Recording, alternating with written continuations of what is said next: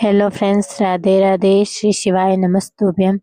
कैसे हो आप सब? आशा करती हूँ आप अच्छे होंगे और मैं एकदम बढ़िया हूँ। फ्रेंड्स, मेरे वीडियो में आपका स्वागत है। और मेरे था वट सावित्री व्रत, तो हम पूजन करने के लिए गए थे। इस व्रत में किस तरह पूजन की जाती है और हमने कैसे पूजन की, ये सब देखना हो तो आप मेरी पूरी वीडियो देखना। फ्रेंड्स, सुबह हम नहा धो के तैयार हो गए थे और तैयार होकर हम पूजन करने के लिए गए थे। और फ्रेंड्स, इस व्रत में वट वृक्ष की पूजन की जाती है। तो वट वृक्ष की पूजन करने के लिए हमारे घर में जो भी पूजन का सामग्री थी हम वो लेके गए थे, और जो नहीं थी वो बाजार से मंगवा दी थी और हम लेके चल दिए थे पूजन करने के लिए। और हमारे गांव से बाहर मिला था वट वृक्ष, तो हम आ गए थे। और गांव में बहुत सारी औरतों ने ये व्रत किया था। लगभग 30-40 औरतें मिलके ये व्रत कर रही है अभी, और सभी ने पूजन कर ली थी। मैं, भाभी और ये हमारी सिस्टर है, हमारे साथ में पूजन कर रही थी। तो ये भी बाकी थी, तो हम पूजन कर रहे थे, हंसते मस्ती करते पूजन कर रहे थे। हमने पहले दही चढ़ाया वट वृक्ष को, फिर पानी से स्नान कराया, फिर कुमकुम मेहंदी से उनको टिक्की लगाई थी। 14-14 टिक्की लगाई जाती है हमारे यहाँ पर। तो उसी तरह जैसे हमारे यहाँ पूजन होती है उसी विधि से हमने पूजन भी की थी। और पूजन करने के बाद हम वट वृक्ष को प्रणाम करके कथा सुनने बैठ गए थे। हम सभी यहाँ बैठे बैठे कथा सुन रहे हैं। किताब आती है, उसमें सारी कथा लिख रखी थी, तो कथा पढ़ के सुनाई। सबने बड़े भाव से कथा को श्रवण किया। फिर उसके बाद ये हवन करते हैं।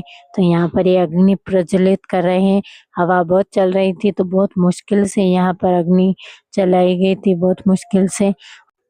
हवन की अग्नि प्रज्वलित होने के बाद इसमें जो और तिल और घी मिलाकर वो मिश्रण तैयार किया जाता है, जिसको हवन में आहुत किया जाता है। इसी तरह हमें मंत्र वंत्र तो कुछ आते नहीं थे, ऐसे ही बस आहुति देते थे बड़े भाव और आनंद से।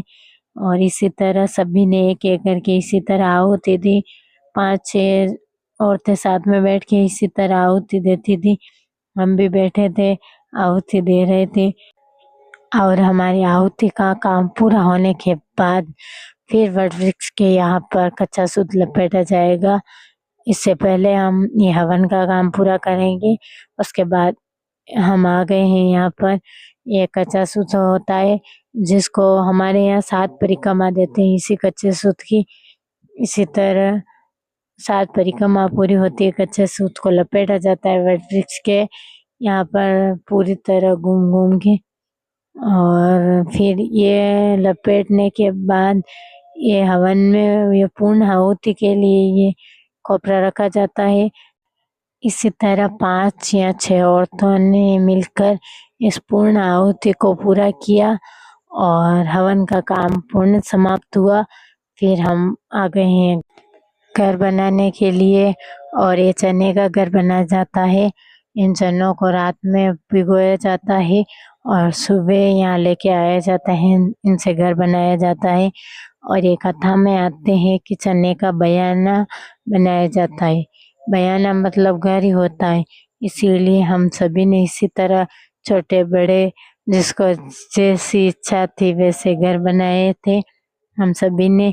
और उसके बाद हम यहाँ घर बनाने के बाद आरती करेंगे और प्रसाद बटेगा।